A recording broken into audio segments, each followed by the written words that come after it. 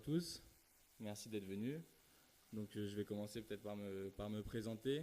Clément Lopez, donc je vais être animateur sur cet atelier développement des pratiques sportives et ruralité. Donc moi je suis en train de préparer un doctorat avec monsieur Dominique Charrier que vous avez pu voir sur l'intervention précédente dans la salle d'à côté.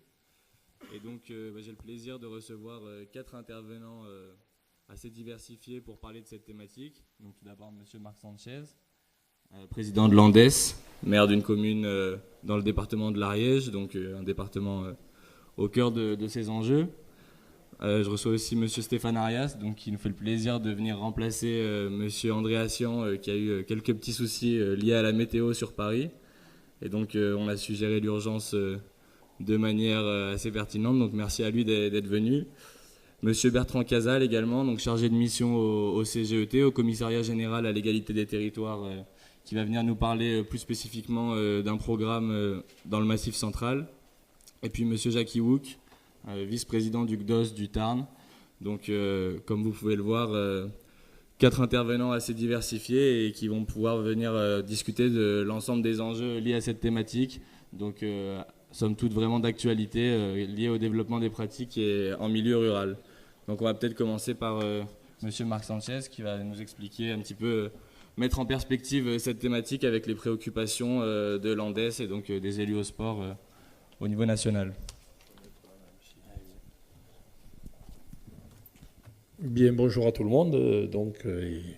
Merci d'être à cet atelier. Je crois que c'est l'atelier sur la ruralité qui est un enjeu relativement important. Donc, je t'ai présenté Marc Sanchez, donc président de l'Andes. L'Andes, c'est l'association nationale des élus en charge du sport.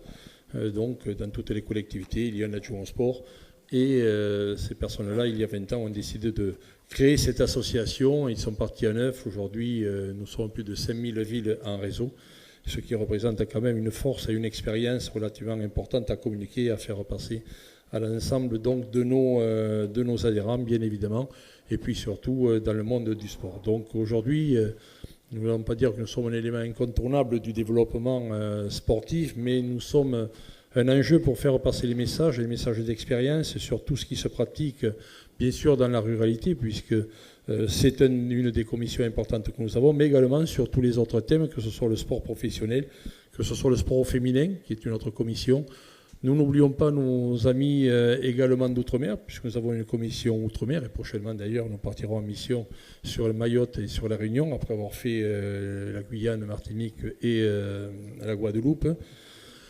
Et il est important pour nous donc d'être sur le territoire. J'oublie une commission, sport professionnel, mais heureusement que j'ai ma mémoire, et l'intercommunalité, voilà, puisque aujourd'hui les fusions et les changements qui se passent au travers donc de tout le système national font que nous devons aussi appréhender tous ces problèmes-là qui sont de véritables sujets, des enjeux également pour le développement du sport. Donc notre association, c'est 8 à 10 personnes permanentes au niveau national qui travaillons donc avec l'ensemble des partenaires de l'AMF, partenaires institutionnels, mais fédérations, ligues, ministères. Et aujourd'hui, notre expertise est souvent requise pour aborder des sujets importants et de développement sur l'ensemble de ces thématiques. Voilà, donc je crois qu'il faut être relativement bref. Donc pour éviter d'être trop, parce que vous savez, quand un élu prend la parole, il est toujours tenté de parler. Nous sommes contraints et ce qui compte surtout, c'est que nous puissions vous écouter et que vous puissiez poser des questions également. Donc je ferai un petit commentaire relativement succinct, le sujet étant relativement vaste. Donc ce qu'on peut considérer, c'est que le sport est un élément clé aujourd'hui dans la vie de notre société et de nos territoires. Il est un véritable service public et c'est comme ça que nous le considérons, qui doit profiter à l'ensemble de nos concitoyens, mais je pense que vous en êtes tous convaincus. Et cela, quel que soit leur lieu de résidence et de villégiature. D'après l'INSEE, et c'est un élément important également, le milieu rural représente 80% de l'espace national, ce qui représente 35% de nos populations. Alors quand on dit rural, nous on y a rajouté montagne également. Mais dernièrement, nous avons mis un groupe de travail également sur le littoral, puisqu'on peut être un milieu rural et du littoral. Donc ces espaces ruraux et de montagne se caractérisent par des spécificités notamment avec la faible densité démographique qui les accompagne, les difficultés d'accessibilité aux équipements sportifs ou bien encore la prédominance des activités de pleine nature qui prennent aujourd'hui une place très importante dans le développement de notre environnement et donc de notre façon de vivre au quotidien. Donc ça fait partie aussi des politiques territoriales qui sont mises en place dans ce développement. Il n'existe pas une ruralité. Il existe plusieurs ruralités puisque souvent on s'aperçoit que les types de ruralités sont différents les uns des autres, même si les thèmes souvent peuvent se chevaucher pour trouver des solutions. Plus généralement, le monde sportif et les collectivités territoriales connaissent aujourd'hui de très fortes mutations face auxquelles il faut que nous nous adaptions. Il y a 4 enjeux. La gouvernance du sport, qui est un élément important. C'est pas très commode avec cet outil devant, mais bon, la gouvernance du sport, l'accessibilité géographique et les mobilités, l'attractivité et le tourisme, et le 4e, c'est le sport, santé et l'inclusion sociale. Concernant la gouvernance du sport, les collectivités sont les premiers financeurs du milieu sportif et c'est déterminant pour les nombreux équipements, puisque plus de 80% des équipements appartiennent aux communes et intercommunalités maintenant avec les prises de compétences et avec également les services qui y sont associés. Les budgets, malheureusement, sont de plus en plus contraints avec des marges de manœuvre plus limitées dans les petites communes, notamment dans les communes rurales. Donc face à cette évolution, vous savez tous que nous avons un événement qui arrive et qui est important, qui sont les JO. Mais les JO doivent être un moyen de rebondir sur ce que nous devons faire pendant les années qui viennent et profiter de cette opportunité pour vraiment développer le sport partout en France et non pas uniquement dire que ce sont les Jeux de Paris avec une seule région qui profiterait de cette aubaine. Donc nous souhaitons que les JO soient un phénomène qui nous amène avant à réfléchir à toute cette politique sportive, pendant bien sûr avec les résultats qui pourraient être obtenus, mais surtout après. Et je crois que c'est cet héritage que nous devons rechercher pour pouvoir nous permettre de rebondir et d'évoluer dans de meilleures conditions. Donc il sera important de coordonner et de redéfinir un petit peu les rôles et les missions de chacun des acteurs publics, mais également du mouvement sportif. Je crois que ce n'est qu'ensemble que nous pourrons mettre en place des politiques sportives qui permettront d'avoir un pays qui aujourd'hui se retrouve bien dans ces activités-là. Concernant les activités, le deuxième axe qui est l'accessibilité géographique et mobilité, l'important c'est pour faciliter l'accès au sport en tout milieu rural, mais c'est aussi de veiller à préserver les équilibres des territoires. Ce qui signifie que nous devons jouer sur les complémentarités dans la localisation des équipements. Également, sujet important. On ne peut plus se permettre de faire les équipements à 4-5 km les uns des autres. Aujourd'hui, il faudra jouer sur cette mutualisation. L'argent, on le dit, il est cher et il est rare.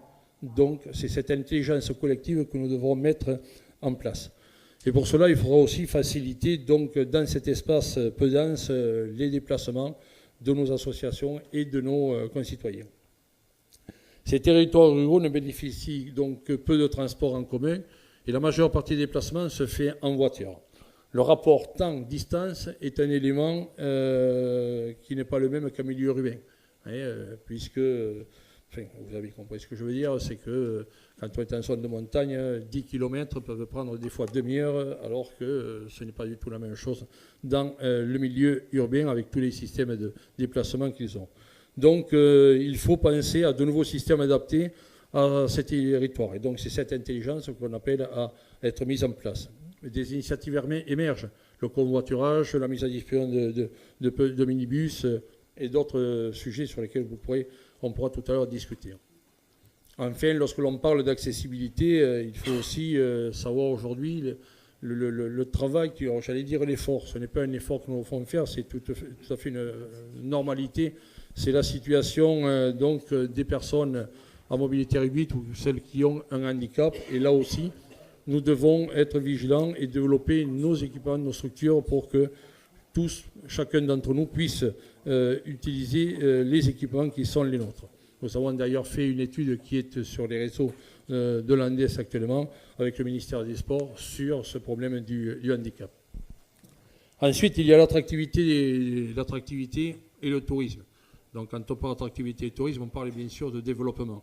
Ce développement, il peut être le développement pour l'attractivité d'un territoire comme pour le développement économique. Je crois qu'aujourd'hui, le sport est un événement qui peut permettre également à des territoires de rebondir et de mettre à disposition des lieux, notamment dans le sport de nature. On le voit bien avec les trails qui se organisent un petit peu partout, ce que représente l'État dans le sport et dans de l'économie. Donc ces milieux ruraux et de montagne représentent des espaces de plus en plus prisés pour le développement, notamment des sports de nature avec des recherches d'activités de bien-être et de détente. Mais quand on dit bien-être et détente, on dit également santé et loisirs. On parle de tourisme sportif et il est bien connu que les touristes pratiquent sur leur lieu de vacances des activités physiques et sportives. C'est le cas des vacances d'hiver, on y est en plein dedans en montagne, avec le ski bien évidemment, et des activités également balnéaires où l'été c'est toutes les activités sportives, voile, planche à voile et autres qui se développent sur ces stations-là.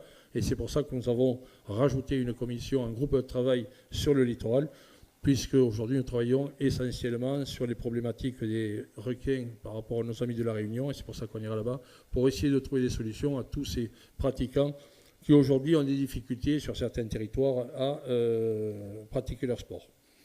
Donc il est important de diversifier également les offres touristiques pour mettre un tourisme sur 4 saisons. Et je crois que c'est ce qui se passe aujourd'hui, puisque les collectivités ont bien compris l'intérêt que ça pouvait représenter. Donc le sport est devenu aussi, disons-le, un bien de consommation qui est une source d'attractivité pour les territoires, générateur d'activités économiques et touristiques, que je l'ai dit tout à l'heure. Attractivité du territoire, puisque au travers d'événements sportifs, on fait connaître son territoire, on fait venir des gens, on développe de l'activité, et c'est ce qui permet aussi peut-être à des gens de venir chercher d'autres coins pour y vivre sur des territoires relativement intéressants. Et puis le développement économique, qui lui est créateur d'emplois, de consommation de biens et de services tels que les hébergements, les transports, la restauration. Un petit exemple que l'on donne, je parlé tout à l'heure des trails, vous avez par exemple le trail du Mont Blanc, il faut oser le faire, c'est 8000 coureurs, 90 nationalités, mais c'est 74 000 nuitées pour 7 millions d'euros de retombées. Donc là aussi, c'est peut-être des ressources pour les activités locales de retrouver ces financements qui malheureusement ne se retrouvent plus, on va dire, auprès des collectivités, quelles qu'elles soient. Enfin, le sport était également utilisé comme un outil dans les stratégies d'accueil des populations. Si je devais prendre un exemple, je prendrais ma ville de Lavelanet, où aujourd'hui nous voyons venir des gens s'installer. Pourquoi ? Parce qu'il y a une offre de sportive et de loisirs qui est relativement agréable. Souvent, ce sont que pour des résidences secondaires, mais ces gens-là, par la suite, viennent résider. Donc, c'est un atout important pour nos collectivités qu'on ne peut laisser de côté. Voilà. Ensuite, il y a le sport santé et l'inclusion sociale. Donc, on le sait, aujourd'hui, on parle beaucoup de sport par redondance, on parle beaucoup d'activités qui est le sport source de bien-être. Mais nous sommes également là-dessus dans la mesure où c'est que l'inactivité est un élément qui coûte extrêmement cher aujourd'hui à notre société, et une étude est en train d'être mise en place également, qui a été mise en place pour savoir quelles étaient les conséquences de ces problèmes de santé. Et donc, puisque un chiffre que je n'ai pas donné tout à l'heure, c'est que si 16 millions de licenciés appartiennent à des fédérations et à des clubs, c'est 36 millions de personnes qui pratiquent du sport. Donc on pourrait considérer que si tout le monde pratiquait une activité sportive, l'économie faite, et là c'est une étude qui est sortie, représenterait par habitant plus de 250 € par personne sur le développement du sport. Donc ce n'est pas neutre, cela représenterait plus de 10 milliards d'économies sur la santé. Quand on parle de chiffres comme ça, on voit bien que rien n'est négligeable.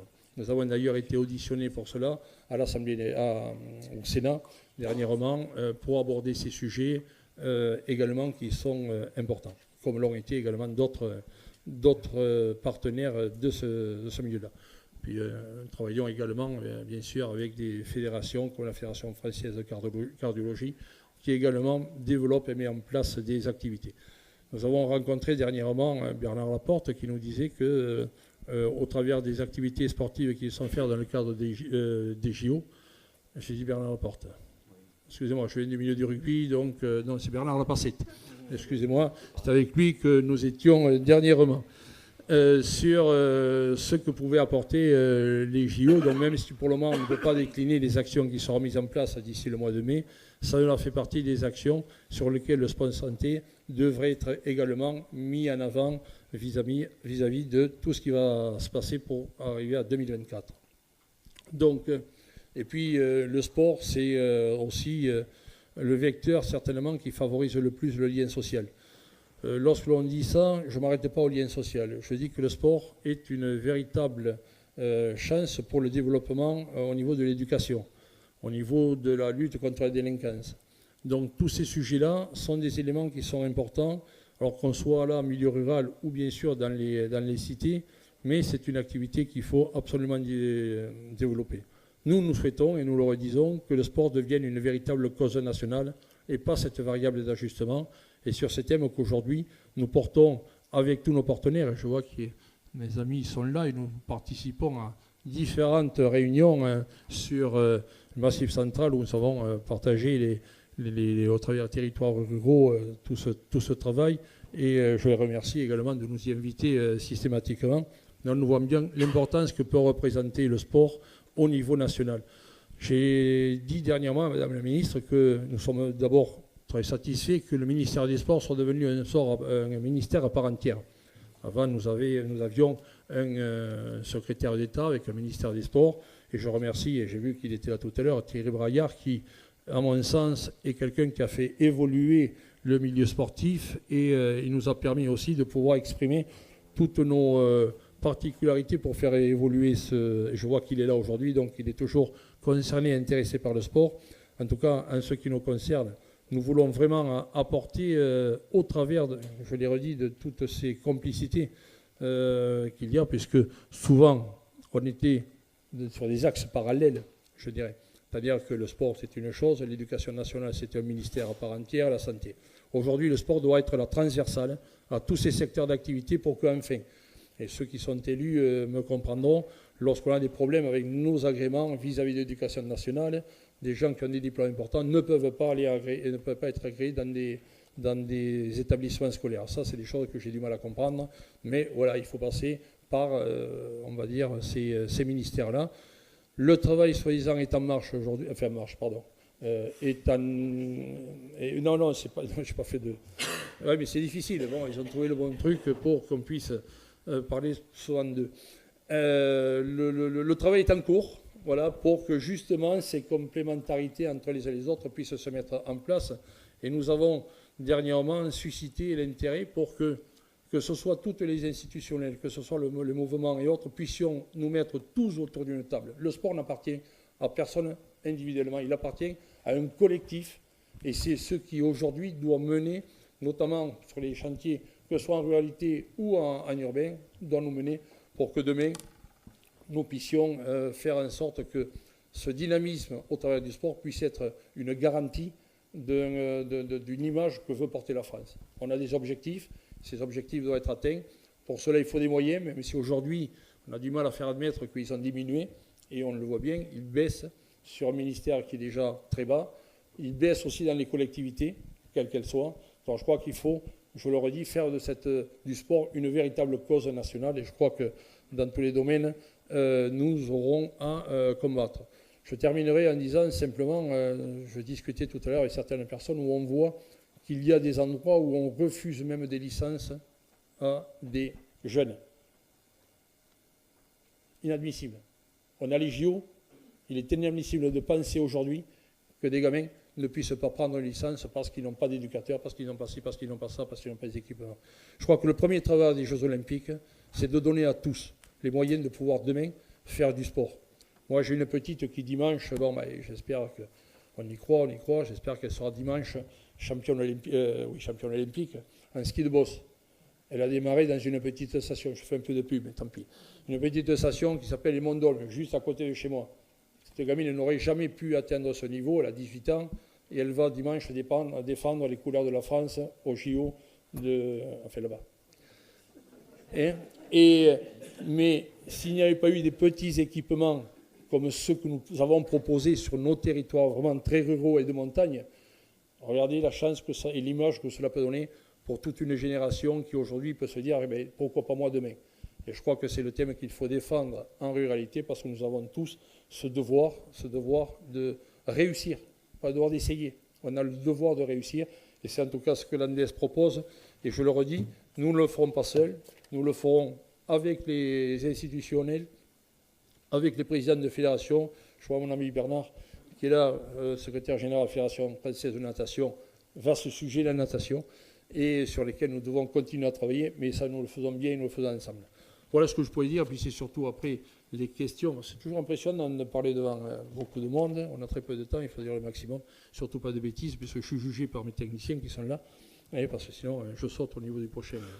Voilà, donc en tout cas, merci pour les questions que vous poserez, et puis surtout pour toute l'action que nous pouvons mettre en place les uns et les autres, parce qu'encore une fois, c'est ensemble que le sport sera demain gagnant. Merci à tout le monde.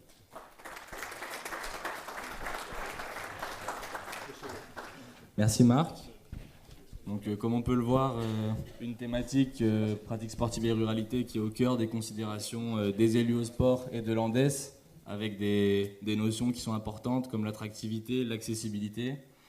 Et donc on va enchaîner rapidement pour avoir du temps pour poser des questions par la suite avec Monsieur Arias qui représente l'UNSS, donc l'Union nationale du sport scolaire, et qui va donc nous démontrer que cette thématique est aussi importante pour les fédérations et mettre en perspective les considérations de l'UNSS avec le développement du sport rural.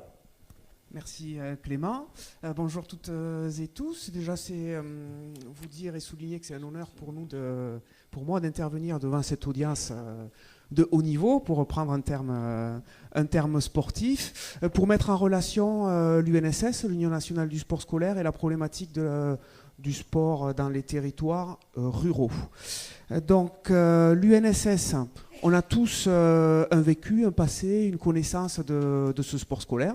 Donc pour ma part, j'en ai une un peu plus poussée que sans doute que vous, parce que je suis directeur régional pour l'Académie de Montpellier et référent Occitanie. Mais sans doute que vous êtes ancien sportif UNSS, de l'OSU, de l'ASU, de l'UNSS peut-être. Vous êtes parents d'élèves, collégiens, lycéens, et vous êtes acteurs du sport, des collectivités. Donc nos premiers référents en ce qui concerne l'utilisation des terrains, des gymnases, des vestiaires. Mais sachez que c'est un rôle qu'on souhaite dépasser à vos côtés pour aller véritablement sur du projet de territoire avec vous, collectivités et élus. Alors Clément, je souhaiterais faire sauter la diapo.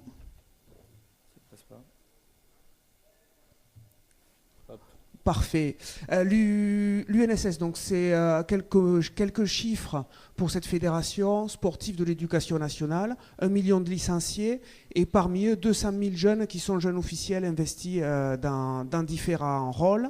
Donc fédération sportive de l'éducation nationale avec des statut particulier à chacun des niveaux. Le ministre de l'Éducation nationale est notre président, le recteur est notre président de ligue, ainsi de suite. Et surtout la particularité que c'est une obligation dans chaque collège et lycée d'avoir une association sportive qui est animée par les professeurs de PS à raison de 3 heures dans leur service par semaine, ce qu'on appelle un forfait, qui est souvent largement dépassé parce qu'il y a du temps de préparation, d'animation, de gestion, secrétaire, trésorerie que vous connaissez bien. Et nos proviseurs et principaux de lycée et de collège qui sont nos présidents. Il n'y a pas d'élection, il y a des présidents de droit qui sont là. Donc le million de licenciés, je souhaiterais partager avec vous l'idée que c'est peut-être dans certains cas la première licence vraiment volontaire de la part de l'élève. C'est-à-dire que l'élève est seul dans l'établissement, il n'a pas ses parents, il n'a pas de conseil de la part de sa famille, et il va chercher l'offre qui lui correspond. Handball, animation entre midi et 2, ou au contraire tir à l'arc, compétition, je veux performer. C'est lui qui fait ce choix et c'est lui qui va vers sa famille en disant voilà, bon, il faut payer, il faut aller chez le médecin et me prendre la licence UNSS pour pratiquer. Et parmi eux, donc, on a des jeunes qui dépassent ce niveau pour aller vers des rôles de jeunes officiels sur nos terrains. Aucun jeune n'est arbitré par des adultes ou jugé par des adultes, mais Les jeunes sont en formation pour devenir de véritables organisateurs. Donc le constat avec la ruralité, nous le faisons tous spontanément. Chaque fois qu'il y a, partout où il y a un collège, je parle de collège parce qu'il y a plus de collèges que de lycées dans les territoires ruraux, il y a du sport scolaire. Et ce sport scolaire, c'est la même offre de pratique que dans les grandes villes, partout en France, les territoires d'outre-mer, etc. Donc nous avons 9200 établissements scolaires affiliés à l'UNSS, et parmi eux, 2875 sont libellés ruraux de par des statistiques et des chiffres que nous donne l'INSEE. Parmi eux, 1100 collèges, 129 lycées professionnels et 159 lycées. Et ce que l'on constate, c'est que plus qu'ailleurs, les jeunes viennent au sport scolaire UNSS quand ils sont issus de territoires ruraux. Donc les moyennes nationales, c'est qu'il y a 28 licenciés par professeur. Donc chaque éducateur dans l'année, sur son créneau, à 28 élèves. Dans les territoires ruraux, ce chiffre est porté à 34. Donc c'est une augmentation très sensible. Et ce qui fait que dans les territoires ruraux, 30% des élèves viennent au sport scolaire. Donc ça montre leur intérêt. Peut-être que ça interpelle aussi par rapport à l'offre sportive locale, qui n'est pas évidente à mettre en place. Mais là, c'est vous qui faites le lien de par votre spécialité, votre vécu. Localement, on prend souvent en exemple le département de la Lozère. 45% des élèves licenciés à l'UNSS. Bon, c'est un département remarquable à tous les niveaux, à tous les indicateurs d'éducation nationale en termes de réussite, et notamment ce sport scolaire-là. C'est le premier département en France. Parmi les activités proposées, là aussi, il y a une tendance qui n'est pas la même. On est moins dans du gymnase, forcément. On est plus vers de la PPN, du raid, VTT, tir à l'arc, ski, run and bike. Et en même temps qu'ont émergé ces activités dans le sport scolaire, en même temps, les indicateurs sport scolaire rural ont augmenté. Donc il y a un vrai parallèle qui s'est mis en place à ce niveau-là.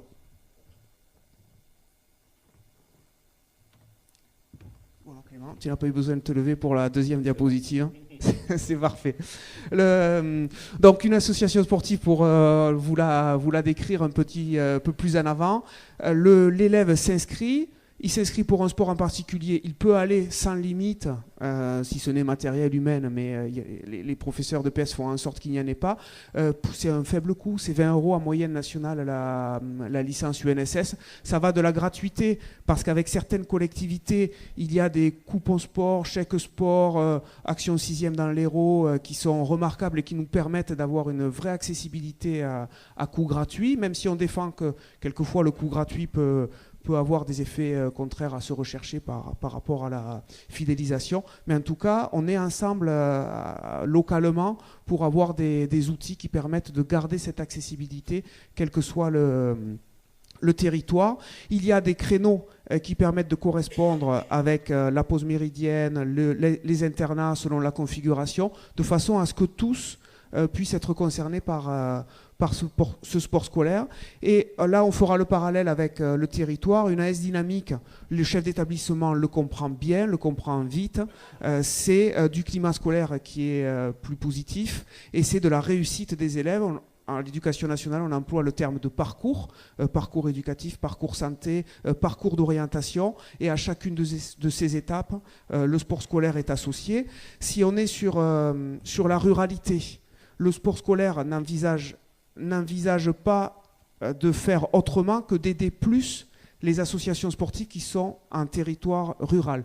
Donc nous avons pour ça un système financier incitatif. Donc concrètement, nous on répartit les crédits qui viennent des collectivités, qui viennent de l'État, on les répartit plus pour les territoires ruraux. On a des critères de répartition, des clés qui vont dans ce sens-là. C'est un choix fort, comme on va vers le handicap, comme on va vers les thématiques nouvelles, on va vers le rural.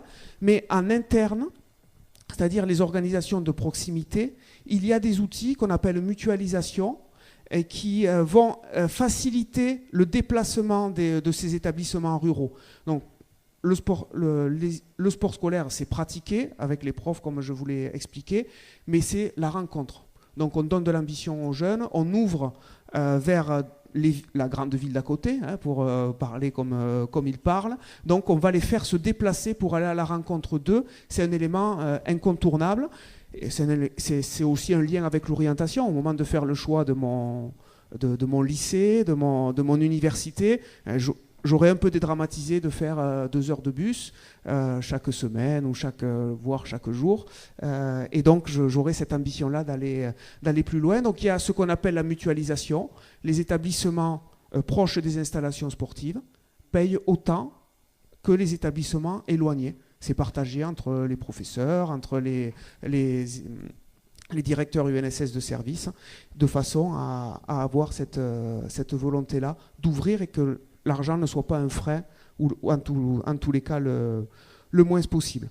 Donc on a différents dossiers que je ne vais pas exprimer aujourd'hui puisque j'ai réorienté les diapositives selon ce que j'ai entendu aussi ce matin. Mais vous faire part que ce sport scolaire, c'est aussi une génération responsable qui va être associée à la dynamique JO 2024. Donc partout sur le territoire, nos jeunes sont arbitres, juges, coachs, reporters, et nous les formons, nous essayons de les accompagner. Dans les établissements, nous avons des spécialistes du journalisme, nous avons des professeurs passionnés qui transmettent ces contenus-là. Et la dernière nouveauté, c'est de faire le lien avec la formation, puisque une filière professionnelle métier du sport va s'ouvrir ou est un projet annoncé par le ministre dans les lycées professionnels. Et nos jeunes qui sont jeunes coachs, jeunes organisateurs, sont vraiment prédestinés à rentrer dans cette voie, notamment de la voie professionnelle quand c'est le cas. Et donc il y a tout un lien qui se fait. Et reprendre le terme passerelle avec les fédérations, l'UNSS conventionne avec toutes les fédérations, partage des championnats de France, des projets, formation des jeunes arbitres. Là, c'est le format qui est actuellement mis en place. Passerelle, j'aurais pu marquer avec les collectivités. On a un outil intéressant. J'entendais Nicolas Rouquayrol qui évoquait les championnats de France, le championnat du monde qu'il accueille dans sa ville d'Agde. Chaque année, l'UNSS propose 120 championnats de France, puisqu'on a toutes les activités, toutes les catégories d'âge. Et ces championnats de France, souvent, entre guillemets, pour une collectivité, ils sont peu coûteux par rapport à un événement fédéral, international ou autre. C'est sans doute l'occasion pour un territoire d'accueillir la France entière, puisque chaque fois il y a des qualifiés, voire d'outre-mer, et d'être à nos côtés pour valoriser aussi à moindre coût et avec une certaine facilité les atouts de votre région. Donc, lutter contre l'isolement et agir pour ouvrir.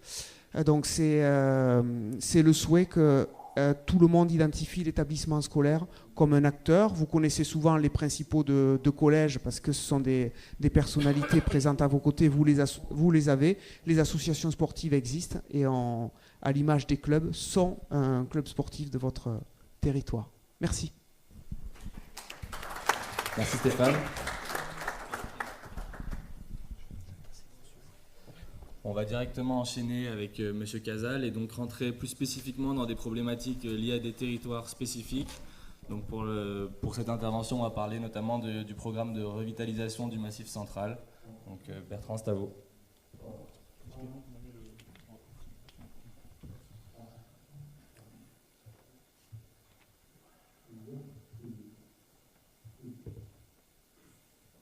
Allez-y. Donc tu n'as pas de diaporama, ça marche?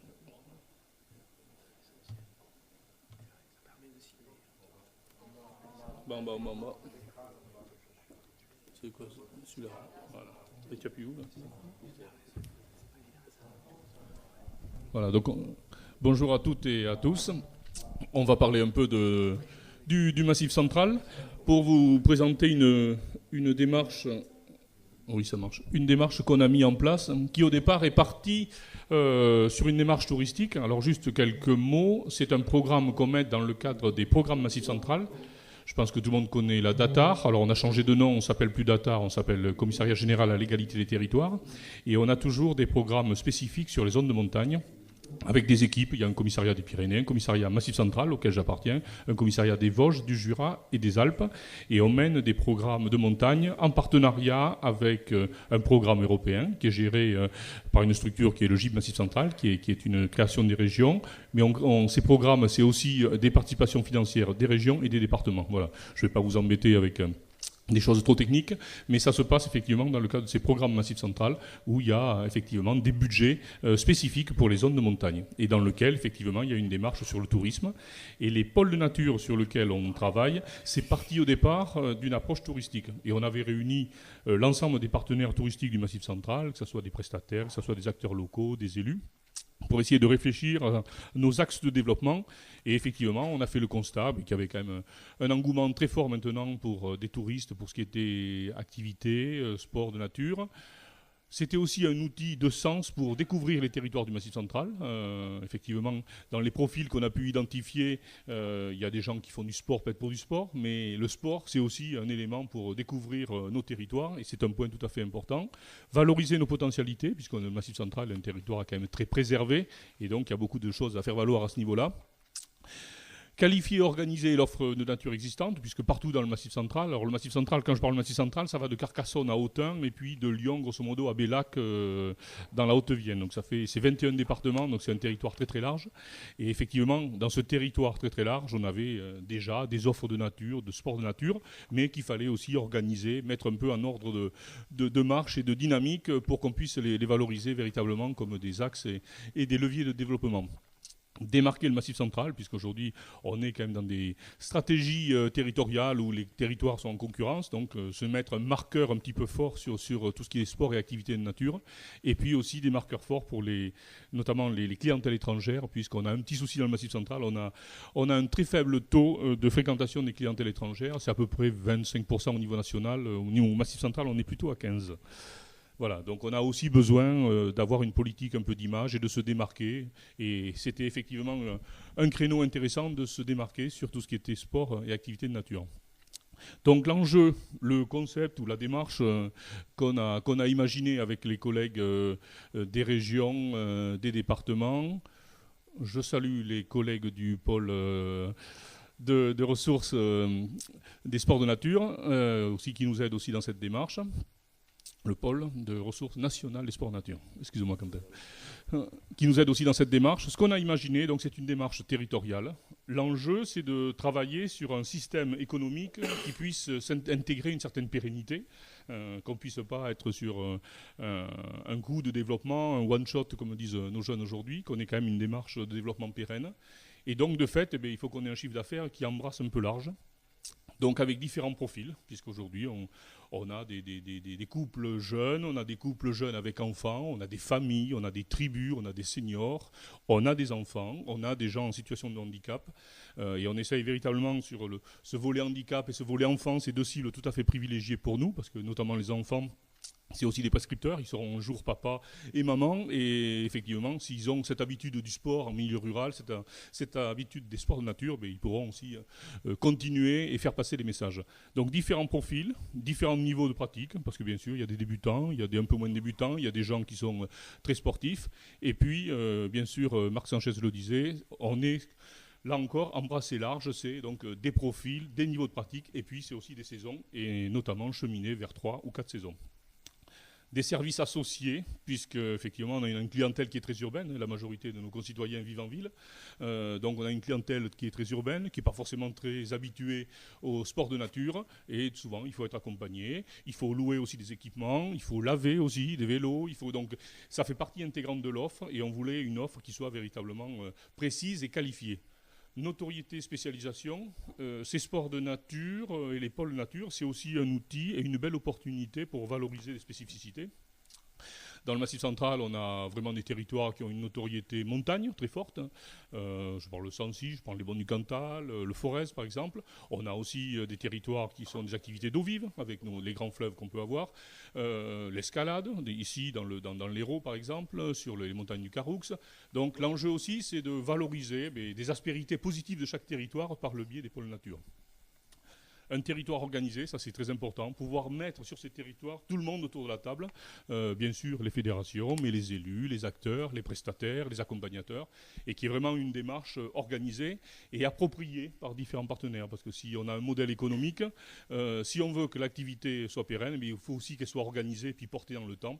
Et ça, c'est la fameuse gouvernance dont on parle beaucoup. Des espaces de qualité protégés, c'est-à-dire qu'il y a un enjeu de développement durable. C'est bien de marcher, c'est encore mieux de marcher dans un territoire qui est beau. Et donc, effectivement, il ne faut pas tuer la poule aux œufs d'or. Donc, dans ces aménagements de nature, il faut garder la qualité des territoires pour qu'on puisse avoir une offre tout à fait intéressante. L'offre, c'est ce qu'on peut proposer, mais c'est aussi les services et c'est aussi le milieu dans lequel on le fait. Une approche globale, se dire que le sport, il faut que ça ait du sens aujourd'hui et il faut le relier. Alors il y a tout le volet bien-être, remise en forme, qui est quand même aujourd'hui une opportunité économique intéressante. Et puis dans le Massif central, on a beaucoup de stations thermales qui développent des prestations de bien-être, de remise en forme, de thermoludisme. Et c'est vrai que ça se marie bien entre sport, activité de nature et puis bien-être, remise en forme. C'est des choses qui font des produits intéressants. Et puis bien sûr, le sport, les activités de nature, c'est aussi donc une opportunité pour découvrir la culture, le patrimoine des territoires et des produits mis en marché, puisque sur nos territoires ruraux du Massif central, on a toujours un souci, on a une offre, quand il faut commencer à la vendre et rentrer dans une dynamique un peu offensive de vente, ça pose toujours des problèmes. Donc on attend aussi des pôles nature qui rentrent dans cette démarche un peu forte de promotion et de commercialisation.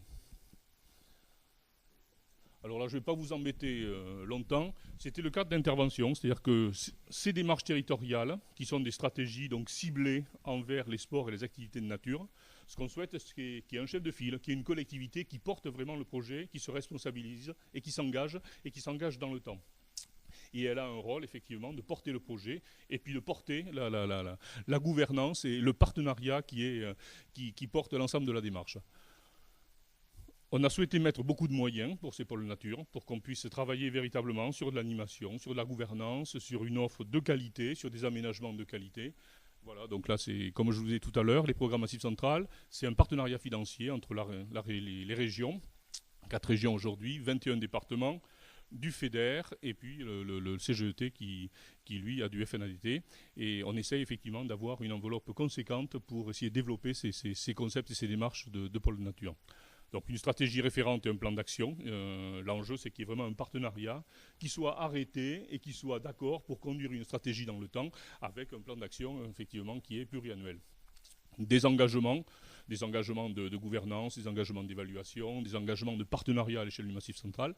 Et aujourd'hui, donc, on a 17 pôles dans le Massif central. Je ne sais pas si vous lisez bien. Et donc, on a 17 pôles aujourd'hui dans le Massif central qui commencent à se structurer donc, autour des activités et des sports de nature. L'enjeu pour nous, parce qu'au départ, on a commencé par le tourisme, on a aussi une démarche de développement local. L'enjeu, c'est, en fin de compte, on s'est dit on pouvait tout croiser. Et les pôles de nature, en fin de compte, ils répondent à une demande touristique pour accueillir les touristes. Mais c'est aussi, Marc Sanchez, je l'ai dit, c'est répondre aussi aux attentes des résidents, parce qu'il y a des attentes assez fortes aujourd'hui en termes de sport, d'activités de nature. Et c'est aussi parce que tous les programmes Massif central, on a un objectif qui est majeur, c'est l'accueil de nouvelles populations. Il faut savoir que le Massif central a perdu de la population jusque dans les années 2000, et on commence à en regagner, alors non pas par le sol naturel, parce que malheureusement on a toujours plus de décès que de naissances, mais par le sol migratoire. Des gens viennent vivre dans le Massif central. Et les sports de nature, non seulement c'est une attente de ces nouveaux venus, mais c'est aussi un élément d'intégration, s'approprier un peu le nouveau territoire dans lequel on va vivre. Donc ces pôles de nature, ils visent ces différentes finalités. L'enjeu aussi, c'est de réinvestir des lieux communs, nos territoires ruraux qui sont parfois un peu délaissés. Les pôles de nature sont une manière de se réapproprier, de se réinvestir ces territoires. C'est aussi un supplément d'âme. Aujourd'hui, je pense que dans le sport, nous, c'est ce que l'on ressent au Massif central. Ce n'est pas le sport que pour le sport. Il y a aussi une quête de sens, une quête de effectivement, retrouver des territoires, des sensations, retrouver un patrimoine. Et ces pôles nature, effectivement, ce n'est pas du sport que pour le sport, mais c'est aussi pouvoir participer à un territoire, traverser un territoire, profiter d'un territoire, mais voilà, être au contact d'un environnement domestique, non domestique, d'un petit patrimoine rural, et redonner du sens et redonner une dimension supplémentaire au sport et aux activités de nature.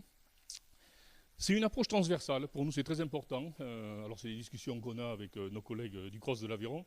Il y a la démarche parfois un peu verticale des fédérations. Nous on se dit qu'il y a une démarche aussi aujourd'hui à faire sur les territoires et avoir une approche territoriale avec l'ensemble des partenaires. Sortir peut-être du schéma licencié pour entrer dans un schéma pratiquant, qui ne sont pas forcément tous licenciés, et qu'on ait véritablement une approche tous ensemble pour porter ces projets territoriaux de sport et d'activité de nature. Les dernières choses, il y a toutes les valeurs citoyennes, bien sûr, qui nous intéressent. Dans nos milieux ruraux, les sports de nature, c'est de l'intergénérationnel, c'est aussi de l'éducation, c'est de la prévention santé. Toutes ces valeurs qui sont portées sont des valeurs fortes pour nos territoires. Et enfin, c'est vrai que le Massif central, on a une image qui n'est pas forcément qui demande d'être perfectible, qui est largement perfectible, qui peut être qualifiée. Ces pôles de nature, c'est aussi des enjeux d'image et d'attractivité pour nos territoires. Et comme les programmes Massif central, effectivement, on s'inscrit dans une démarche très forte d'accueil de nouvelles populations, c'est vraiment des enjeux très forts qui peuvent nous permettre donc d'atteindre nos objectifs. Voilà, merci bien. Merci Bertrand. Merci pour cette intervention positive, finalement, qui montre que même si le développement des pratiques sportives en milieu rural est une vraie problématique, il y a aussi des réponses, des plans de développement qui sont mis en place par les différents acteurs et qu'on essaye d'avancer dans un sens commun. Et donc on va terminer avec la dernière intervention de M. Wouk pour le CDOS du Tarn. Et ensuite on pourra passer à un temps d'échange, de débat et de questions.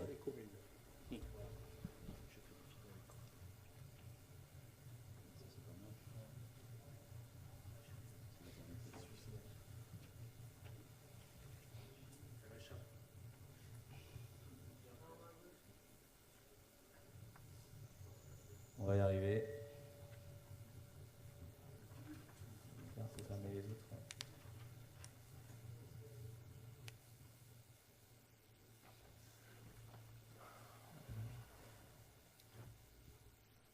Si quelqu'un est expert en PowerPoint, non, c'est bon. Hop, on va lancer le diaporama. C'est ici. Ici, je pense. Allez-y. Merci. C'est chaud, hein. Quand on ne sait pas. Hein. Moi non plus. Voilà, donc moi je vais d'abord me présenter. Bonjour à tout le monde.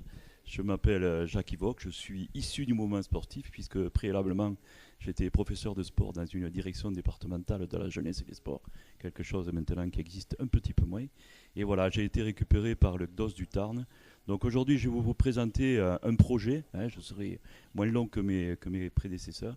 Je vais vous présenter à la fois la politique que nous menons au niveau du département du Tarn en matière d'aménagement du territoire, comment on travaille avec les collectivités territoriales, et également de prendre un exemple concret d'une opération que nous avons menée sur le terrain avec une collectivité. Alors la première remarque que l'on peut faire, c'est vous avez là des chiffres de l'INSEE qui concernent la densité des populations dans l'Occitanie, puisque maintenant nous sommes des Occitans. Avant on ne l'était pas, maintenant on l'est devenu.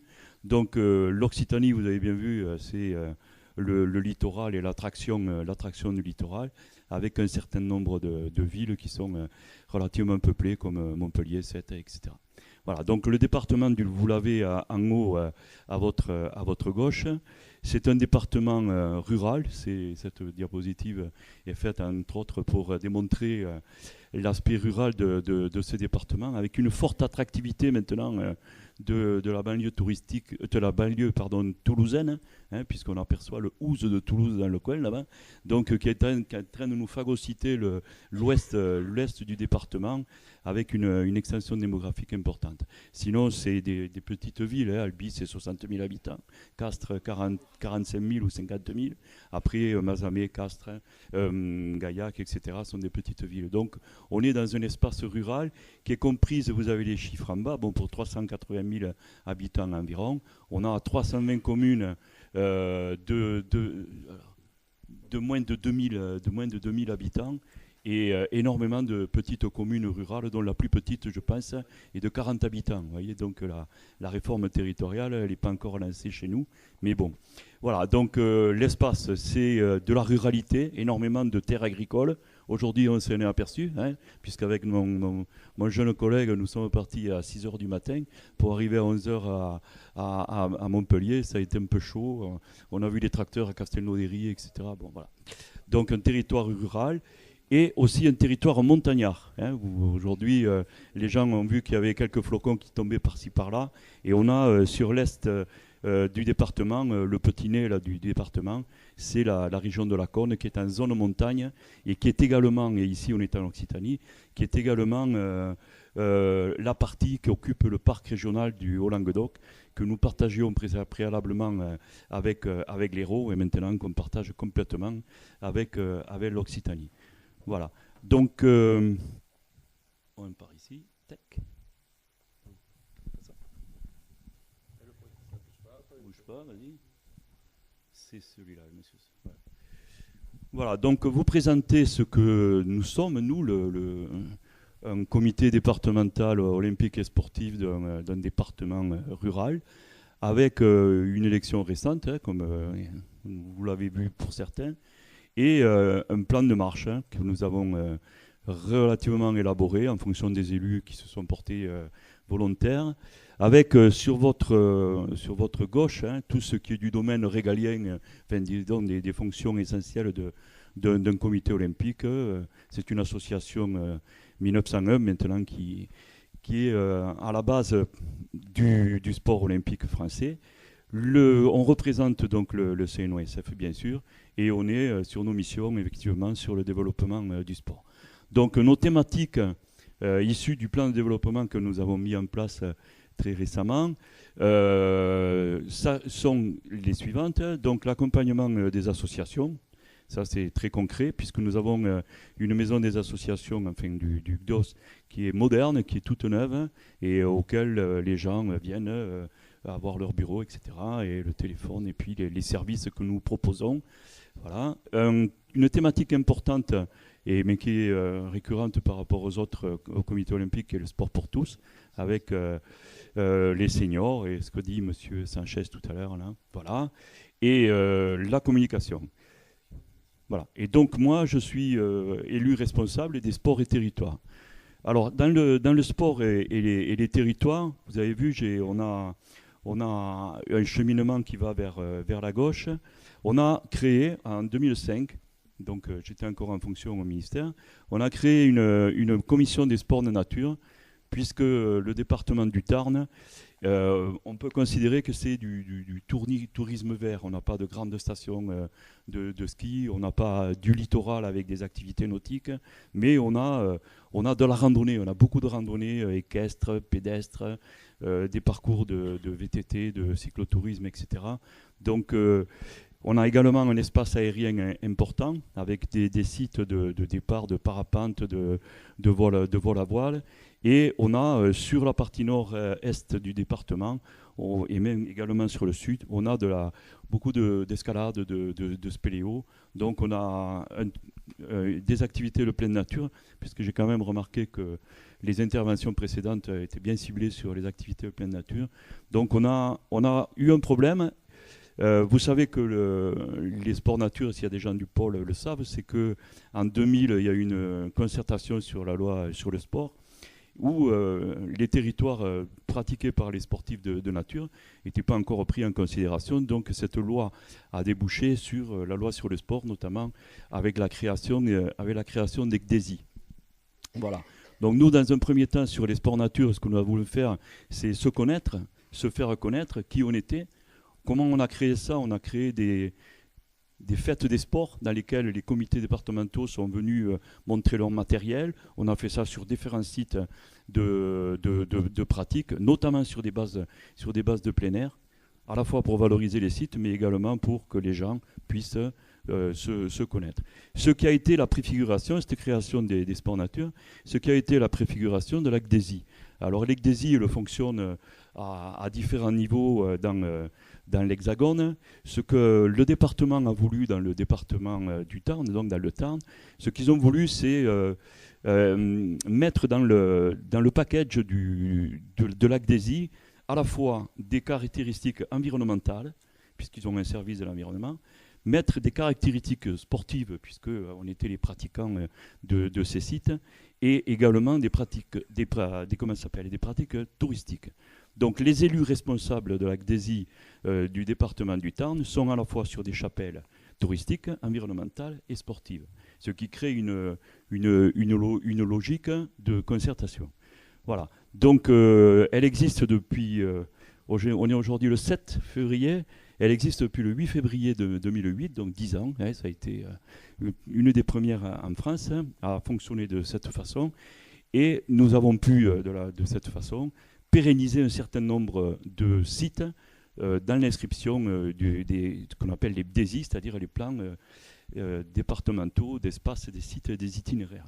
Ce qui est pour les élus, s'il y en a certains parmi vous, ce qui est pour les élus, qui présente une connotation importante, notamment dans la pérennisation des sites et sur le côté inaliénable de ces activités qui sont proposées.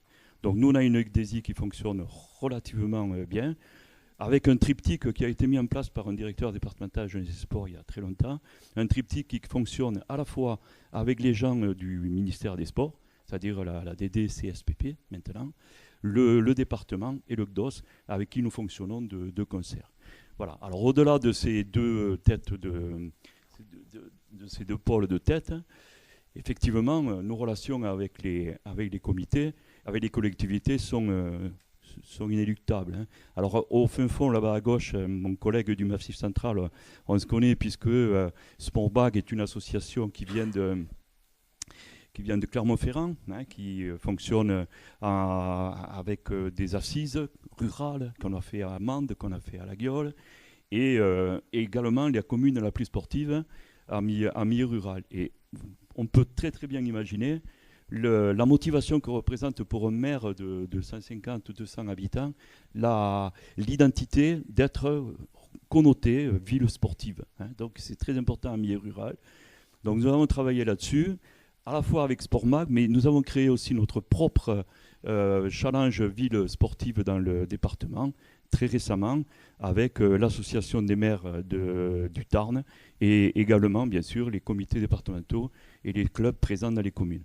Voilà, j'ai gardé les collectivités en thématique dans ma dernière intervention, parce que depuis très longtemps, pas depuis très longtemps, mais nous avons pensé également être présents dans, on va dire, dans l'ingénierie et dans la prise de décision au niveau des collectivités territoriales, notamment en partant du principe que le mouvement sportif pourrait être à l'ingénierie, à la prise de décision, mais à l'ingénierie de leur discipline. Et l'exemple que je vais vous montrer tout à l'heure en est une démonstration. Voilà. Donc, bien, ça veut dire que par rapport à une collectivité territoriale, nous en faisons des diagnostics à la fois sur le plan des équipements sportifs, mais également toutes les relations, on va dire, toutes les ressources humaines en termes de clubs, en termes d'offres, en termes de transport, on l'a dit, en milieu rural, c'est important. Et donc, de ces concertations, nous avons la possibilité, certains comités ont la possibilité de venir s'introduire dans des collectivités, etc. Voilà. Et aussi de faire un diagnostic de leur potentialité. Alors, je ne me trompe plus. Tac. Voilà. Donc, l'exemple que j'ai choisi, j'aurais pu en choisir d'autres, puisque ça, c'est un exemple d'un développement de parcours de VTT dans une région qui s'appelle le Carmozin et le Ségala. Donc, je vous ferai la publicité de Carmo, donc pays de mine où j'habite d'ailleurs. Voilà. On a également très, très récemment, on a un projet également avec une collectivité de développer de l'escalade, de la randonnée sur un site. Et là, je vous ai choisi ce parcours de VTT à partir d'une offre sportive qui est existante sur un territoire très rural, avec une ville au milieu qui est Carmo, un passé industriel. De Tarn, malheureusement, on est dans un espace de sites industriels passés, le Mazamétain avec la laine et la Velanette, voilà, le Castré avec les fabrications de tissus, et puis le bassin de Carmo avec la verrerie, la mine, etc. Je ne vais pas m'étendre là-dessus. Donc l'offre existante sur cette communauté de communes, que vous verrez tout à l'heure, c'est 300 km de parcours de randonnée pédestre inscrits au PDIPR, Parce qu'il faut reconnaître que dans le département, et depuis que la mise en place des PDIPR existe, ça nous a servi quand même de référence au niveau de la pérennisation des DESI, par exemple, puisque les démarches étaient les mêmes. Voilà. Donc, un parc de loisirs sur un site industriel, je le cite, c'est Cap Découverte, c'est une mine à ciel ouvert qui a été transformée en parc de loisirs. Et des plans d'eau de baignade avec des activités nautiques, voile et aviron. Voilà. Donc à partir de ce constat, le mouvement olympique s'est proposé avec une élue motivée, parce que là aussi il nous faut de la motivation à ce niveau-là, avec une élue motivée pour développer ces parcours. Alors très concrètement, un comité de pilotage, un comité de pilotage qui est suivi à la fois par des gens locaux, c'est-à-dire des gens qui connaissent les parcours, qui connaissent les endroits, qui savent par où on peut passer, etc.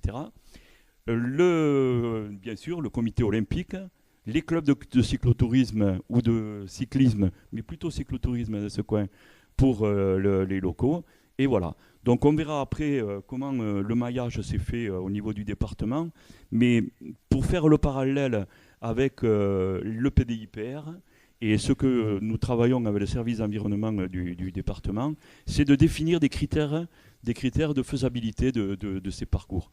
C'est-à-dire que faire un parcours sportif pour faire un parcours sportif, maintenant, tout le monde peut le faire. Par contre, si on veut y nous donner une orientation touristique, si on veut y donner une orientation patrimoniale, etc., on définit des critères.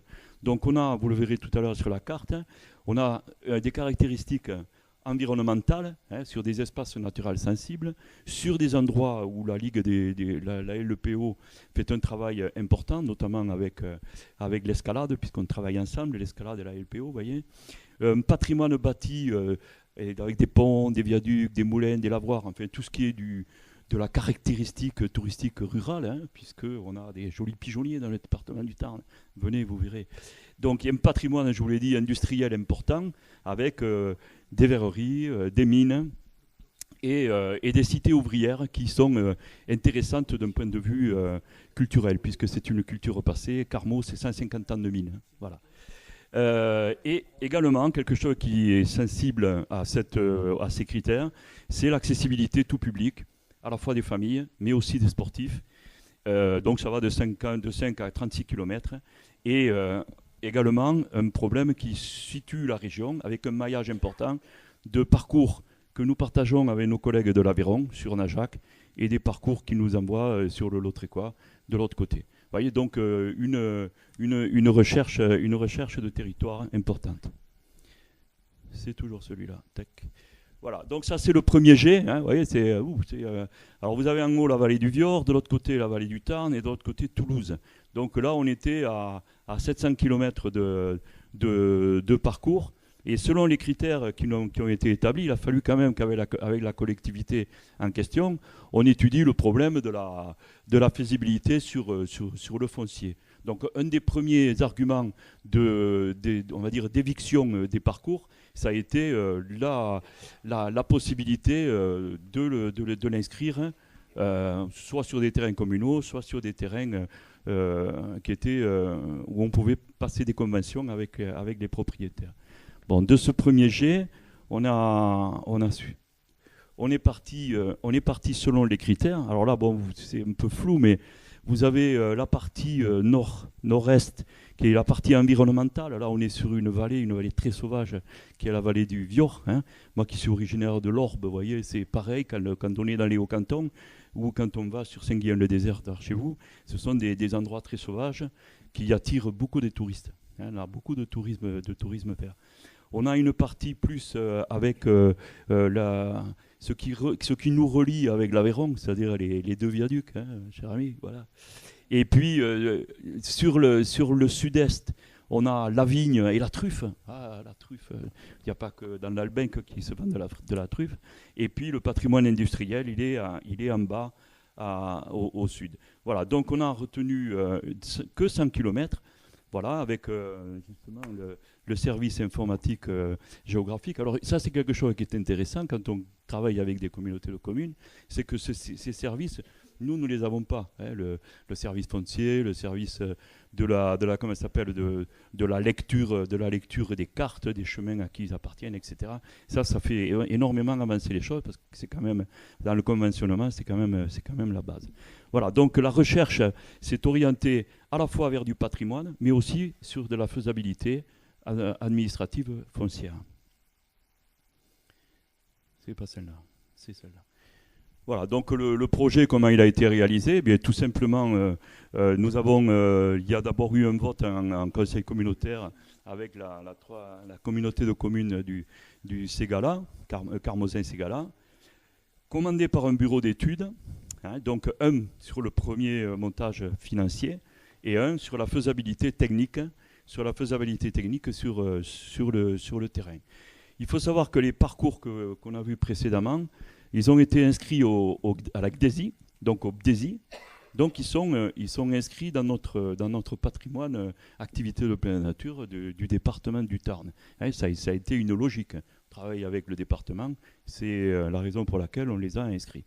Voilà. Et ensuite, c'est là où notre intervention au niveau du mouvement sportif est intéressante, c'est qu'on a voulu que les experts de nos disciplines soient les ambassadeurs et soient surtout les intervenants dans cette opération. Donc nous avons fait intervenir un expert de la Fédération française de cyclotourisme qui est venu de Paris, qui a finalisé, qui a balisé et qui a labellisé en base VTT, Fédération française de cyclotourisme, nos parcours. Ça veut dire que cette base VTT, elle est, comment dire, elle est inscrite dans leur communication. Hein, voilà. Et la dernière chose, enfin, dans ce montage de projet, pour les élus qui sont présents, donc tout ce qui a été du domaine de l'aménagement, donc sur les infrastructures, la signalétique, les points de lavage, les aires de pique-nique, etc. C'est la communauté de communes qui l'a pris en charge. Donc là, devant vous, vous avez un panneau signalétique, un banc, une table pour le pique-nique, un endroit de lavage pour les vélos. Donc vous voyez, il y a quand même un investissement sur le plan local, sur des arguments qui ont été développés tout à l'heure, qui sont très, très intéressants. Voilà. Donc la communication, bien, c'est un réseau Internet. Hein, donc là, on ne va pas le faire, mais si vous cliquez sur site Internet www.carmozin, etc., vous voyez apparaître les petits vélos que vous voyez à votre droite. Et en cliquant sur les petits vélos, bien, vous avez les parcours qui sont inscrits et l'accessibilité, les moyens. Voilà. Donc vous avez cette communication par ces moyens Internet. Voilà. Voilà, donc vous pouvez, je vous fais la publicité, hein, vous pouvez aller sur VTT en Ségala sur Internet et vous aurez les 12 parcours qui ont été programmés. Voilà. Alors en termes c'est toujours à la vallée du Biors, ça c'est l'église des Planques pour ceux qui connaissent. Voilà, donc en termes c'est compliqué aussi, on fait des parcours. Mais les élus nous disent, combien il y a de gens qui viennent, combien il y a de gens qui viennent pédaler, etc. Donc, les indicateurs que nous avons actuellement, j'ai été à l'office de, enfin, c'est plus l'office de tourisme, mais j'ai été au syndicat du tourisme à Carmaux. Ils m'ont dit, voilà, nous, on a eu 2000 vues sur le site internet, on a vendu 560 fiches et on a 12 000 demandes au comptoir, dont 500 de loisirs sportifs. Ça prouve bien que ce qu'ont dit mes collègues précédemment, c'est qu'il y a forcément un impact important sur le développement des activités de pleine nature en milieu rural, que les élus sont hyper motivés pour développer ça, et que c'est un enjeu économique important qu'on ne peut pas chiffrer, c'est compliqué à chiffrer, mais on pourrait le savoir sur les campings, sur les hébergements, sur les choses comme ça. Voilà. Et en conclusion, je voudrais rappeler, hop là, c'est pas celle-là non plus, voilà. Le hong de conclu est tombé, c'est le viaduc du Vior qui a permis à ce qu'on colonise l'Aveyron, hein, monsieur, voilà, non, c'est pas ça. Voilà. Voilà, donc en conclusion, ce que je voudrais rappeler dans mon propos, c'est ça, c'est d'un premier point de vue, c'est la diversification de l'offre, Là, on était sur de la randonnée équestre, sur des sports nautiques, etc. On a rajouté du VTT, ce qui a permis de pérenniser et d'inscrire des parcours sur un espace rural, parce que ça, les élus en sont très, très conscients. Et ensuite, de positionner le mouvement sportif et la politique que nous menons dans les comités départementaux en vue justement de l'ingénierie de nos comités comme interlocuteurs, on va dire, privilégiés. Je vous remercie. Merci Jacques.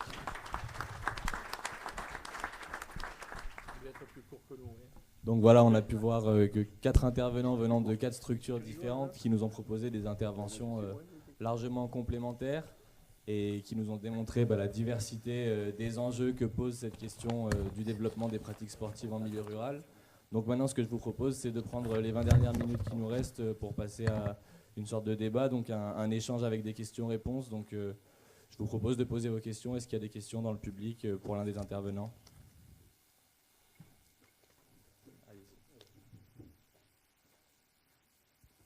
Bonjour.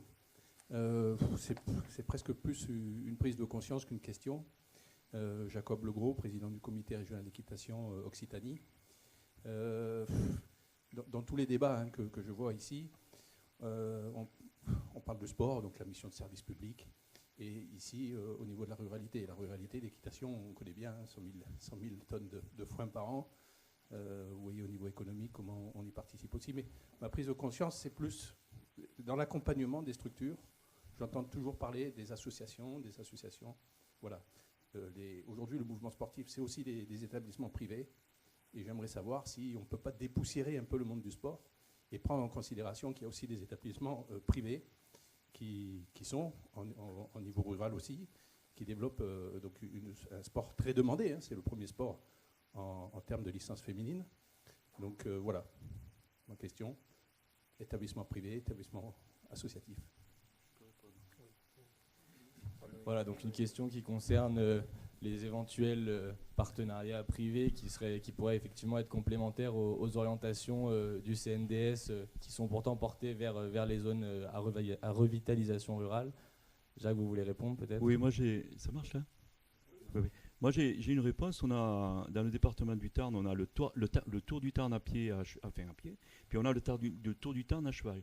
Et ce qui a été fait quand on a créé le tour du Tarn à cheval, c'est d'abord de rencontrer les professionnels équestres, parce que dans l'itinérance, il y a une problématique qui est incontournable, c'est l'accueil. L'accueil en fin d'itinérance. Donc on a construit le tour du Tarn à cheval auprès des centres équestres qui pouvaient accueillir du public. Voilà. Bertrand.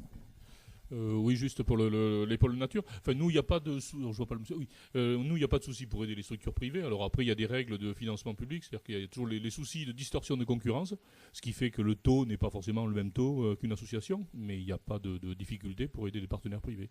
Et on les aide effectivement dans le cadre de la stratégie qui est définie à l'échelle de chaque territoire. Non, je crois qu'il y a deux choses dans la question que vous avez portée, la partie associative et la partie privée des activités. Nous, on est sur un plan, au travers de nos, en tant qu'élus, je parlais, on est bien sûr pour développer toutes les activités, toutes les pratiques sportives, qu'elles soient privées. Mais ça passe aussi par la vie associative qui amène plus tard aussi sur le monde privé. Donc il y a une complémentarité sur les pratiques. Bon, milieu équestre en étude un peu plus particulière, puisque effectivement les associations doivent dépendre de centres équestres qui existent. Donc je crois que c'est un travail en commun à faire. Après, en termes de développement et autres, ça rentre par des filières qui sont complètement différentes du milieu associatif au travers des aides qui sont apportées. Là, nous, on est... Quand on parle élu, la partie économique, activité, développement de l'activité professionnelle, c'est une chose. Par contre, le développement de la pratique sportive pour aller vers des licenciés ou des pratiques encadrées, puisque vous êtes sur une pratique qui est encadrée. Quand on va faire de la randonnée, on l'a fait d'abord en famille, on fait du VTT et autres. Ça peut ne pas être encadré. Nous, on souhaiterait que tout puisse être encadré pour éviter justement des difficultés par la suite. Mais c'est comme ça. Donc il y a un travail à faire effectivement entre les deux, mais Aujourd'hui, on est porté plus sur le développement de la vie associative avec des retombées sur le privé.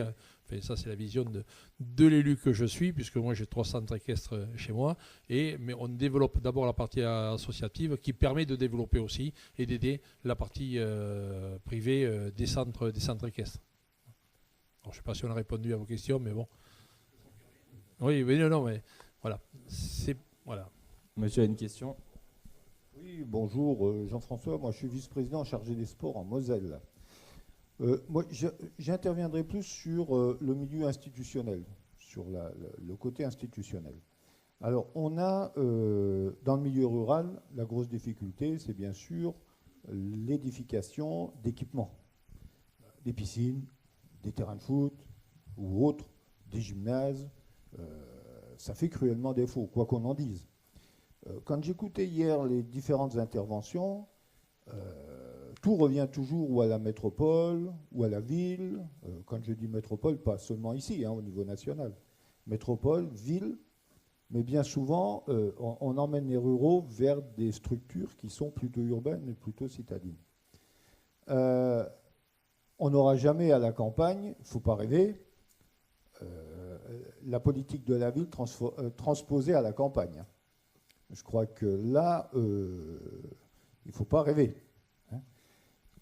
On est en 2020, on dit Paris 2024, c'est très bien, mais on dit aussi, et je suis tout à fait d'accord avec le président de l'Andes, il faut que le sport devienne une cause nationale. Moi, je me demande si on ne devrait pas, quand je dis le mouvement sportif en général, toute discipline confondue, dire il faut écrire dans les textes que le sport est une cause nationale. Pas seulement faire du discours, parce que moi j'ai été très étonné que la même année où on annonce que Paris est retenu pour les Jeux Olympiques, le budget des sports baisse de 7 ou 8%, que le CNDS prend une claque comme il n'en a jamais prise, et puis, youpi, on est tous contents parce qu'on a Paris 2024. Mais je veux dire, ça, c'est un peu se moquer du monde. Et moi, je pense qu'il faudrait que, peut-être Sportcol, puisqu'on vit cet événement-là, que le mouvement associatif, l'ANDES aussi, par exemple, on fasse pression parce qu'on doit faire du lobbying constamment. Moi, je pense que c'est notre boulot. Moi qui suis élu départemental, il faut faire constamment du lobbying. Et moi, le lobbying que je fais à l'heure actuelle dans mon département, je sais que ça embête beaucoup de gens, c'est de dire au milieu sportif, aux responsables d'ECDOS, aux responsables des ligues, aux responsables des clubs quand ils râlent un peu dans leur commune, je leur dis, mais forcez vos élus, et j'en suis un, à ce que les communautés de communes, les communautés d'agglos prennent la compétence sport. Et ça, c'est pas seulement du discours, c'est pas seulement dire on aime le sport, mais ça serait aussi une preuve d'amour. Et moi, je profite de la tribune aujourd'hui, et je suis très content, je suis tout à fait d'accord avec ce que vous avez dit, vous faites un boulot formidable. Mais je dis, il faut qu'on fasse, quand on a tous nos députés qui viennent remettre des coupes, qui sont toujours très gentils et tout se passe bien. Mais on ne leur demande pas de faire des discours, on leur demande de faire inscrire des compétences dans une loi. Moi, je ne juge les élus que quand on arrive à quelque chose de vrai. Et je pense qu'il faut absolument que nous fassions pression pour que la compétence sport devienne une compétence obligatoire pour les communautés de communes et les communautés d'agglos. Il n'y a pas que les poubelles à ramasser. Donc, il faut que le mouvement sportif se mobilise là-dessus. Et si on avait une conclusion à émettre, ou une orientation à émettre, je ne sais pas s'il y aura des orientations... Oui, je suis un peu long, excusez-moi. Vous regardez votre montre. Des orientations à émettre. Moi, je pense que la proposition que je fais, c'est que la compétence sport devienne une compétence obligatoire des communautés. Merci. Monsieur veut réagir ? Oui, Richard Maillet, président du CROSS LR. Alors c'est vrai ce que j'entends, et même le discours, si vous l'avez écouté, sur le CNDS, les quartiers difficiles 50%, l'emploi 40%, le mouvement sportif va pleurer. Alors j'ai eu la chance, en tant qu'ancien président de GDOS aussi, d'être un élu. J'étais vice-président de la communauté d'agglomération, aujourd'hui la métropole, et la compétence sport est à la métropole. Vous avez vu que les sportifs de haut niveau, ou que ce soit les sports, que ce soit le rugby, le hand, le water-polo, sont en première division. Et parfois c'est la volonté politique, j'allais dire, d'un seul homme. C'était à l'époque Georges Frêche, et quand j'étais son conseiller spécial avant d'être un élu, je lui ai dit, fais la salle Arena, fais la maison régionale des sports, c'est ce qu'il a fait, et également il a fait il y avait autre chose, le stade Yves du Manoir, spécifique pour le rugby. C'était la volonté d'un seul homme, c'est-à-dire il disait, bon, je le fais, et puis après il le passait dans la communauté d'agglo. Et ça c'était important. Pourquoi ? Et en même temps, j'avais dit, créer une commission où le mouvement sportif olympique sera présent. J'y étais présent. Alors, moi, j'inviterai les présidents de GDOS, puisqu'ils sont nombreux. Je vois l'Aveyron, je vois le Tarn, enfin bref. Et je sais que si vous investissez les communes, le mouvement sportif, parce qu'après tout, regardez, dans la région Occitanie, le futur cross Occitanie, ça sera 1 500 000 licenciés. Et vous croyez qu'on va aller avec la corde au cou demander de l'argent alors qu'on a un rapport de force? C'est des syndicalistes, vous le savez aussi, que vous avez un engagement sportif, parfois politique, parfois syndical, et qu'effectivement, il faut prendre notre place. Tout à l'heure, je n'ai pas assisté au débat, mais Marc Sanchez, il le sait que même on défend, puisqu'il siège avec moi à la commission territoriale, et que parfois l'État veut nous considérer comme une chambre d'enregistrement. On s'est battu, par exemple, pour que Castelnaudary, qui ne rentrait pas dans les coûts pour créer une piscine, pour faire la réfection d'une piscine, parce que ce n'était pas la ruralité, on a obtenu 350 000 € pour eux. Donc le mouvement sportif peut se battre.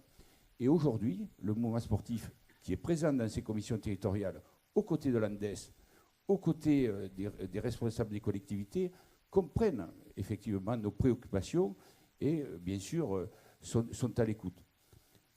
Tout à l'heure, le camarade a développé ce que faisait l'EGDOS, mais aussi l'EGDOS, vous avez tous signé la feuille de route sur la professionnalisation des acteurs, sur l'éducation et citoyenneté. Donc on a un représentant de l'UNSS qui, dans un proche avenir, s'occupera de cette thématique. Moi, je trouve que le mouvement sportif, il est riche à condition qu'il prenne sa place et qu'il n'hésite pas, effectivement, à un petit peu, comment dirais-je, bousculer les élus, comme on a bousculé hier le directeur, lui disant, mais attendez, c'est bien parce que c'est le maire de Caen qui m'a répondu, et j'ai vu que c'était un ancien dirigeant sportif tout en étant un élu.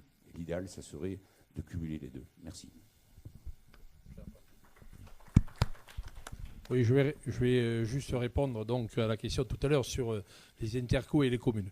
Je crois qu'aujourd'hui, vous avez raison, puisque aujourd'hui, on s'aperçoit que 80%, je l'ai dit tout à l'heure, plus de 80% des équipements appartiennent aux communes et intercommunautés, puisque c'est quand même assez récent au travers des prises de compétences. Donc ces prises de compétences, dans le temps, elles se feront.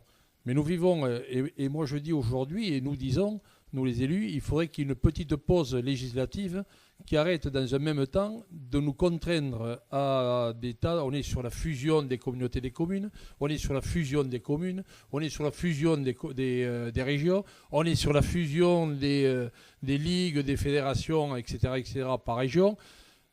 Pour les communes et pour les maires que nous sommes, à un moment donné, ça fait quand même beaucoup de choses. À un moment donné où c'est que ce que j'ai dit hier, la variable d'ajustement, à 4 reprises, j'ai été repris en disant oui, mais la variable d'ajustement est liée. C'est le plus petit budget au niveau des sports que l'on a au niveau des ministères et c'est celui sur lequel on fait des modifications importantes. On ne l'a pas fait sur la culture. Je n'oppose surtout pas la culture au sport, puisque les deux peuvent et doivent marcher ensemble et devraient marcher ensemble même dans bien des domaines.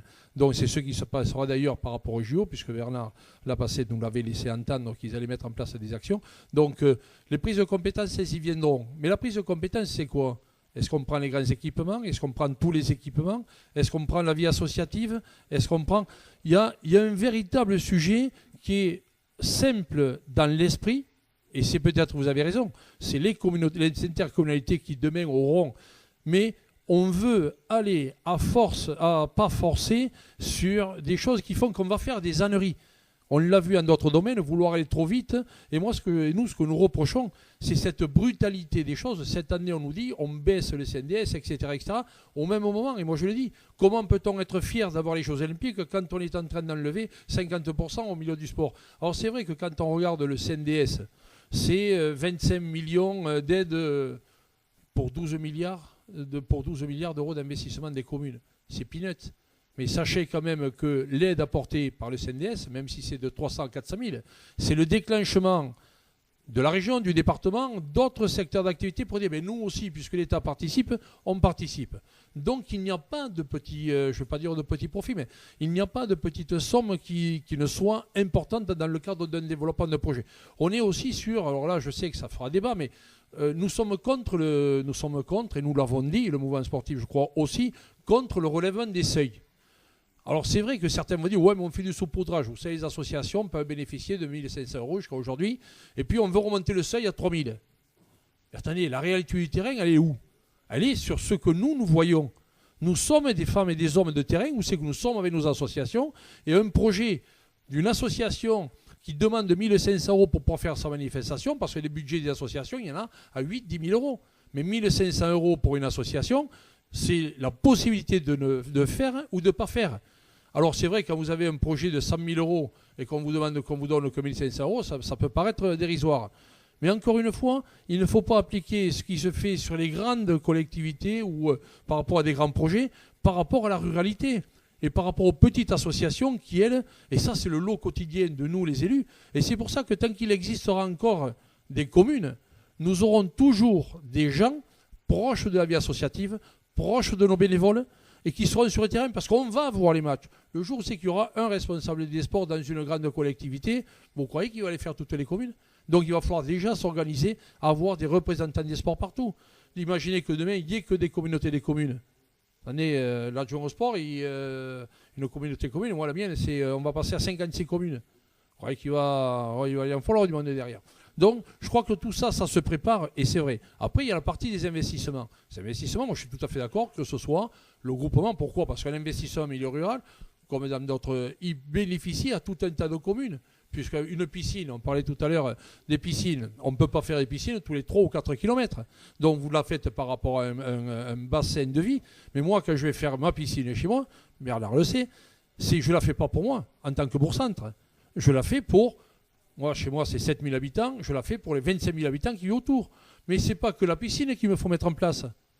Le transport pour aller chercher les gens, la mobilité. On est en milieu rural et de montagne. Donc, la petite commune qui habite à 7-8 km ou 10 km, il faut bien emmener les gamins, etc. chez nous. Donc, tout ça, ça se réfléchit. Et c'est ce que nous proposons, nous, de mettre autour de la table. Donc là, au niveau des institutions, là, nous sommes en train, nous avons provoqué que l'AMF, l'ADF, l'ARF et ça marche, France Urbaine viennent tous autour de ça pour que c'est une compétence partagée. C'est-à-dire qu'aujourd'hui, chacun a son mot à dire. Là, c'est pareil, on aurait pu dire, c'est un qui la prend et puis il peut... Non, elle est partagée, celle-là. Bon, mais il faut la partager, mais il faut la discuter ensemble. Et c'est tous ces problèmes que nous avons actuellement, mais ça se rajoute, c'est millefeuilles sur lesquels nous, on a besoin, je ne vais pas dire de temps, parce qu'il ne faut pas non plus se dire qu'on a 10 ans pour faire ça. On a aujourd'hui un objectif, c'est les JO. Donc, c'est ce qu'il faut, et là, je suis d'accord de mettre la pression sur, même sur certains élus, il ne faut pas se faire illusion, pour qu'on puisse prendre, et je suis d'accord avec la cause nationale. C'est pour ça que le sport, c'est une transversalité. Mais il faut mettre l'ARS autour de la table. On ne les a jamais. L'éducation nationale, on ne les a jamais. Donc maintenant, j'espère que c'est ce que va faire notre ministre des Sports, de rassembler tous ces jeunes-là de façon à ce que les élus, le mouvement sportif, avec ce que ça concerne et tout, on puisse développer un véritable projet à court terme, puisque le court terme pour nous, c'est 2024. Mais se dire que tout ce qui va se construire aujourd'hui, c'est de laisser un héritage pour qu'après 2024, on ait un véritable réseau sportif au niveau national qui nous permette, les nationales, et j'ai inclus également, bien sûr, les Outre-mer. Il faut être clair là-dessus, et la Corse. On ne va pas dire que la Corse, c'est Outre-mer. Ça, c'est notre débat qu'on a eu il n'y a pas longtemps avec eux, puisqu'on est allé aussi faire un diagnostic en Corse. Donc voilà, je crois que c'est un véritable sujet, mais aujourd'hui, la seule vérité, c'est que nous soyons tous autour de la même table, et pas chacun dans des instances différentes. Et c'est ce que nous faisons quand nous avons rencontré les présidents de fédération pour leur dire, nous, on est là pour être un support. Pourquoi ? Parce que mieux que des adjoints au sport pour travailler avec le mouvement sportif, il n'y a pas. Et donc, nous sommes les relais indispensables à toute la vie associative. Donc, je suis d'accord, les intercommunautés, mais pour l'obligation qu'on nous donne un peu de temps déjà d'asseoir, parce que les communes nouvelles, c'est différent. Voilà, il y a beaucoup de choses qui arrivent en même temps, mais il ne faut pas le faire dans 20 ans. Je suis d'accord. Mais bon, en 2 ans, regardez tout ce qui nous tombe sur le dos. Voilà, donc je pense mais on va y arriver. Ça fait partie des objectifs et des challenges. On est sportif ou on ne l'est pas. La ligne arrivée, on la franchira, mais on la franchira, non pas avec un vainqueur, mais tous ensemble, et il n'y en aura pas qu'un vainqueur. Le sport, surtout, sera gagnant pour tout le monde. Merci Marc. Merci Marc pour ces propos optimistes. Excusez-moi, je suis un peu passionné, mais bon. Je pense que ces propos optimistes peuvent faire office de conclusion. Alors on a peut-être une dernière question rapidement parce qu'on est assez contraint par le temps. Et puis ce sera la dernière question, ensuite on conclura.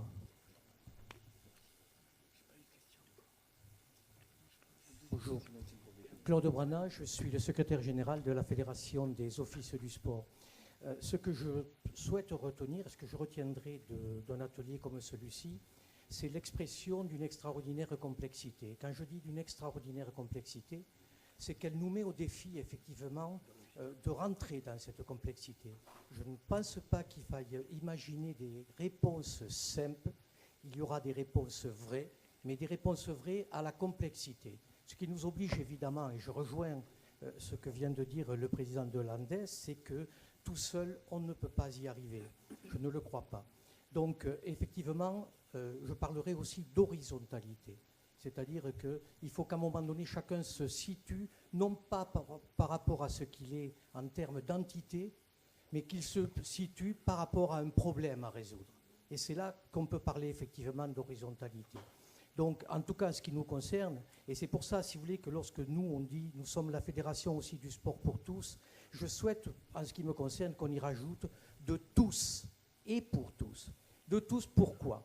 Parce que vous voyez bien que nous sommes parfois dans un émiettement des forces et des valeurs. Lorsqu'on sépare le sport scolaire, par exemple, avec le sport civil, vous voyez ce que ça signifie, sport civil et sport scolaire, comme si les jeunes élèves n'étaient pas aussi dans la civilité. C'est quand même sacrément paradoxal. Je crois qu'il faut dépasser ces choses-là. Je suis moi-même vice-président de l'UCEP du 31, donc, et je suis un ancien prof de PS et je sais ce que c'est que l'engagement UNSS. Voilà. Donc je crois qu'il faut arrêter avec ces scissions parfaitement marquées qui fait que notre regard n'est porté que sur ce que l'on représente pour soi-même. Je trouve que ça, c'est probablement le défaut qu'il va falloir éliminer pour entrer dans cette complexité. Je voulais dire aussi, et c'est une des questions de la complexité, la participation du sport marchand, par exemple, à l'intérieur de cette logique-là de la complexité, me paraît fondamentale. Je crois le sport marchand peut participer de l'intérêt général, mais il ne représente pas l'intérêt public. On sait bien que ce sont 2 règles fondamentales. Je sais bien que le sport marchand, effectivement, c'est du privé, mais ce n'est pas le même privé que l'association 1901, qui, quand même, que je sache, les associations 1901 sont des associations privées. Et pourtant, ce n'est pas tout à fait le même sens que lorsqu'on dit sport privé et sport public. Non, le sport marchand, je crois, peut y participer, mais ils partagent leurs bénéfices, alors que l'association 1901 ne partage pas les bénéfices entre ceux qui le dirigent. Je crois qu'il faut faire attention parfois, effectivement, à ces nuances, mais en tout cas les abandonner dès lors que nous serons sur un intérêt commun. Et vous avez raison de le dire, je trouve qu'il y a une chance inouïe avec Paris 2024, mais le débat serait trop long. Mais je crois que celui-là, il ne faut pas le manquer, il faut prendre le train ensemble. Merci. Merci monsieur.